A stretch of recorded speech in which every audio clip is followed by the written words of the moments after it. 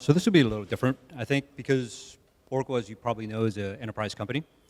My name is Carlos Chang. I'm on the marketing side. I'm also joined by Joe Huang, who's in the product management side, the outbound product management side. And it's a corporate slide. Basically says, I have to present this every time, but basically says, don't take any of this as a promise, and don't make any rash business decisions based on what I say.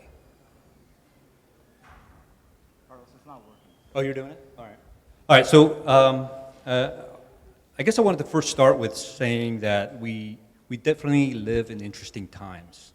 And by interesting times, I mean that, I don't mean that as in you've probably heard the Chinese curse, the supposed Chinese curse of may you live in interesting times, right? Which, by the way, actually, it's not a Chinese curse. Yeah, someone made that up. I looked it up on Wikipedia before I said this, just because I wanted to be thorough on this. But what I meant was, in the past 20 years, at least I have, many of you probably have as well, have seen these huge huge changes for the world, for our world, right? We had the World Wide Web, which connected millions of computers, and then we had the iPhone moment. What I like to call the iPhone moment is when you're effectively taking all those computers, and really what's in your pocket, the phones that you're looking at right now, are really just computers disguised as phones. So those computers that were connected now are on your iPhone or your Android device, et cetera, right? And then later on, as time went by, a lot of those computers shifted up to the cloud. Shifting up to the cloud gave massive amounts of power, basically infinite amount of storage, which allowed AI to prosper, which allowed AI scientists to take advantage on cheap storage, cheap power, to have these huge benefits from AI. So the window to AI, the popular window to AI are going to be chatbots. So that's why from this timeline, we're seeing everybody's got to have a website. That was 20 years ago. Everybody needs a mobile app. That was about 10 years ago in the launch of 2007. I think it was Steve Jobs did that. And then now it's more and more, everybody's talking about Alexa, Google Home, et cetera.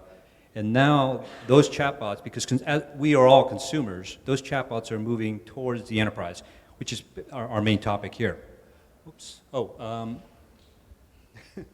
So this is a Gartner quote that's by 2022, 70% of white-collar workers, probably most of us here, will be interacting with some sort of a conversational interface. Click.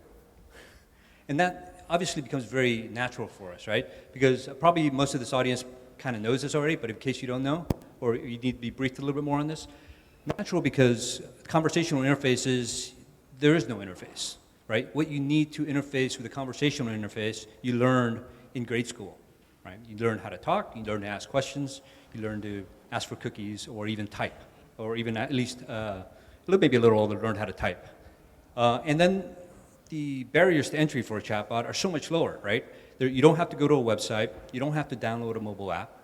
You're just simply using the text messaging or the Slack or the Microsoft Teams, whatever text messaging interface that you're using to get to it. So there's nothing to download.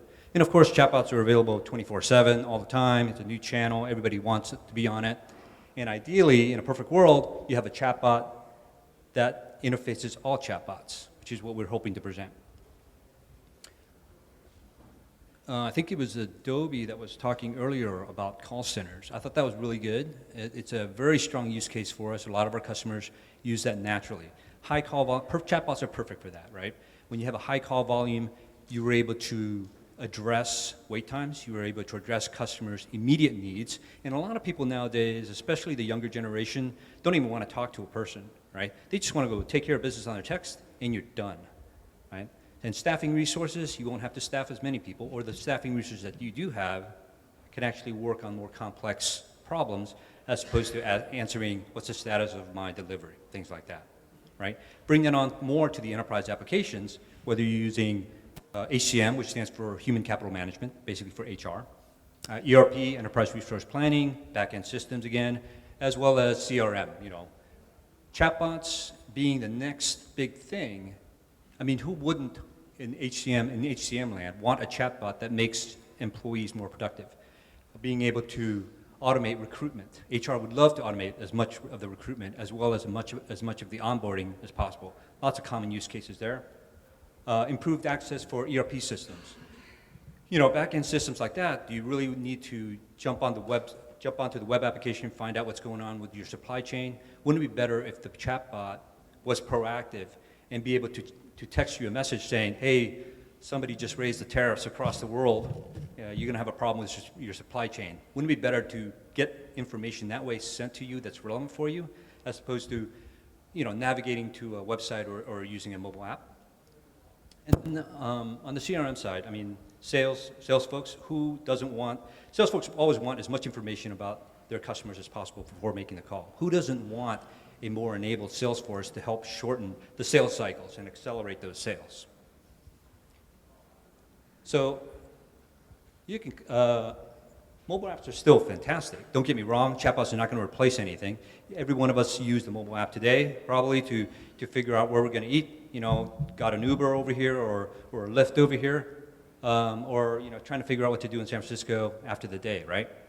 But the shortage or the shortcomings of mobile is that there's a limited, there's a limited real estate that you're going to put up with, right? There's only a couple dozen apps that I would argue that you probably use regularly, right? In that same vein, chatbots have that same challenge, right? Do you really, do you really want to have to interact with one bot here, one bot there, one bot everywhere, and repeat those same mistakes that you're going to have challenged that you've had with mobile apps?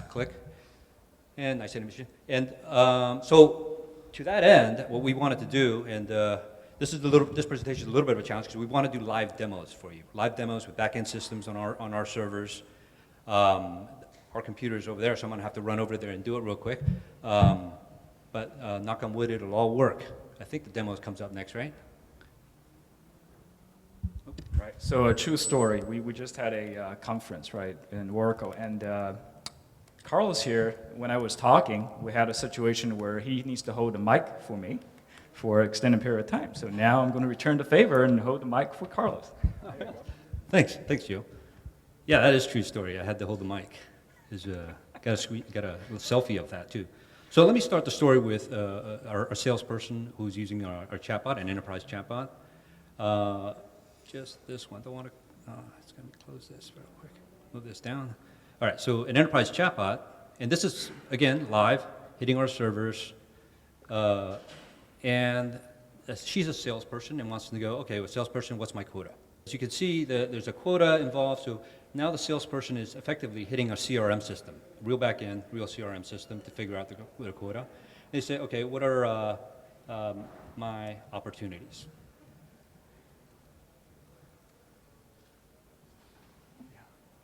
Okay, a little delay. So I'm going to shorten this a little bit. So there's a lot of opportunities going on, and now the salesperson says, oh, okay, you know what? We were going through a reorg. I don't even know who my manager is anymore. I'm just going to give my manager. So the nuance here is that we're switching gears between a CRM system and the HCM system, the human capital management system, right? So I'm finding out who my manager is, and I'm very confident now. Okay, I've got this big deal coming down. I know it's coming down the pike. I'm going to make a lot of money as a salesperson. I'm going to plan my vacation to, in this case, to Africa. I'm going to go to Africa, and I know if I'm going to go to Africa, I got to go get my shots done and all those kind of things because you're going to Africa, so you have to get that done. So in this case, from an HCM application, I need to go to the hospital, get the shots done, and I don't know what my medical group ID is. So I'm just going to say, my medical group ID. And sure enough, it'll come back with medical group ID. I can go get my shots. Great. Hey, thanks to the bot. All right, so I come back out, do my business. So we've touched already on a CRM application, an HCM application. Now I go back out to the car, someone broke into it. San Francisco, it's a little tough, rough neighborhood. So in this case, I'm going to say, oh, no big deal. 5 minutes already? No big deal. I'm going to order a new laptop. Order new laptop. If you can type. Oh, sorry. Top. Yeah. So this is the old one I had. And I say Yes, this is asking me about my role, what kind of laptops I can order. So it's going to give me a bunch of laptops. I'm going to cut to the chase here real quick and go past that. But what I do want to say here and just finish off here is that we're hitting a CRM system, an HCM system, one ERP system, separate backends from one bot so you don't have to switch gears all the time. And that's what we refer to as our enterprise digital assistant. So here I'll switch, probably hold the mic for Joe here. Okay, thank you. I was told we don't have a lot of time, so I'm going to get to it. And during Open World, which happened last week, we also announced the Oracle Voice SDK, Oracle Voice. Now, a lot of you may be wondering, why are we doing voice, right? I mean, there's Google and Amazon does a great job in voice recognition. Why is Oracle coming out with a voice recognition engine to do that? Well, first of all, our customers are telling us, well, we're concerned with the privacy, especially with enterprise data going through, Alexa, we're going through Google. I forgot, my apologies. Whether it's Amazon and Google, they have the team of people behind the scenes listening to. We don't have that, right? So privacy is important to us. That's one of the key tenets. That why we're doing that.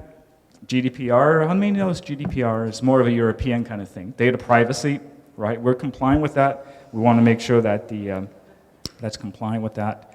Another reason, and this is actually a very important reason, is with enterprise data and usage of the chatbot, a lot of terminologies are specific to enterprise. So for example, a name and account, or even a terminology, who's Honeywell's CAD?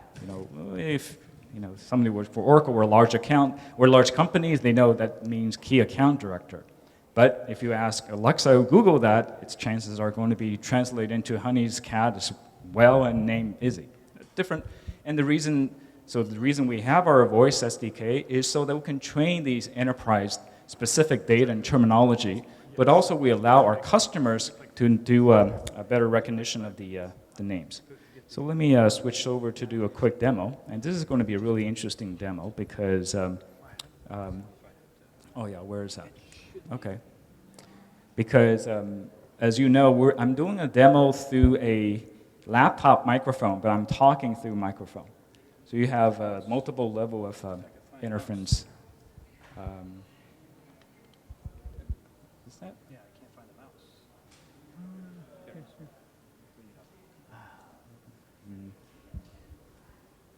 Oh yeah, that's probably what happened. Bring that up. Yeah. And there's your. Okay. Not sure everyone can see it. Okay.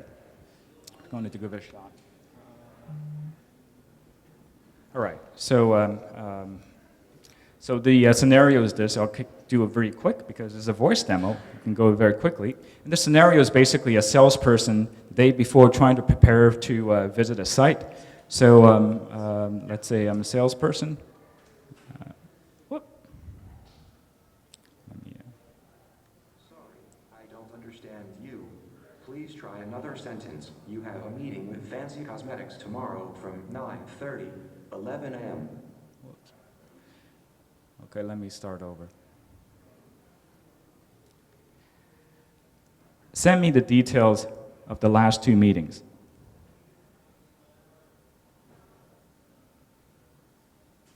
All right, so we did that. Do we have any referenceable customers using autonomous database in retail? Yes, I found the following using autonomous database who are referenceable. Yeah. So as you could see, we already trained it to understand Oracle products, and of course, we can allow customers to understand Oracle product. Now, what about specific names? Who did we compete with for elemental design, and what was the deal size? I found the following competitors on using autonomous database who are referenceable. Great. What account does Bob have except elemental design that use autonomous database? I found the following not including elemental design. Right, so this is one of the things that we're also working on is, how many of you know that we can actually process not only positive, but also it's very difficult for typical chatbot to understand negative terms, except, and this is something that we're able to to accomplish. And let me see, let me do 2 more quick things. Send the win report for the second one to Chris. Oops. Didn't quite work correctly. As I said, this is very interesting with laptops going through a microphone. All right, so the next one is really going to be interesting. The morning, I need to get more information. So I need to go to a Starbucks. So let's say, find the Starbucks closest to Fancy Cosmetics and send the address to Sangha Viswanathan and Michael Kennewick. Here's the information on Starbucks. So it's able to identify the Starbucks. Anyway, I'm going to cut the demo short because we're running out of time. And also, this is a very cool demo. I don't know.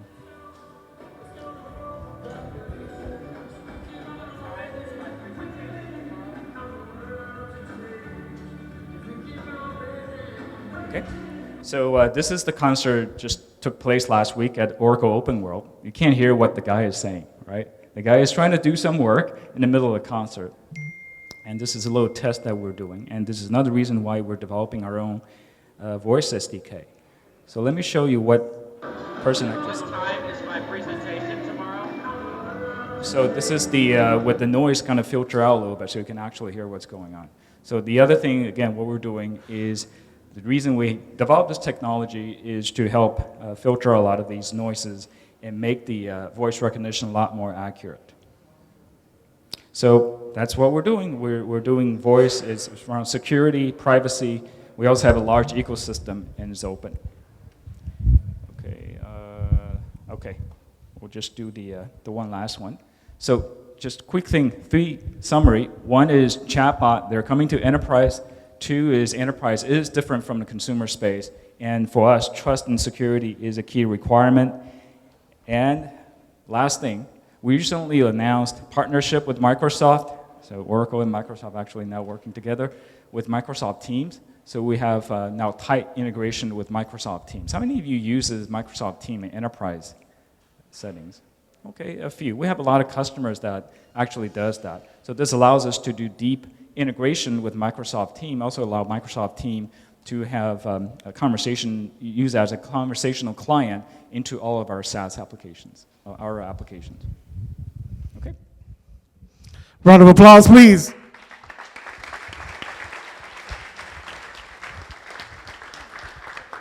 We got time for one quick question.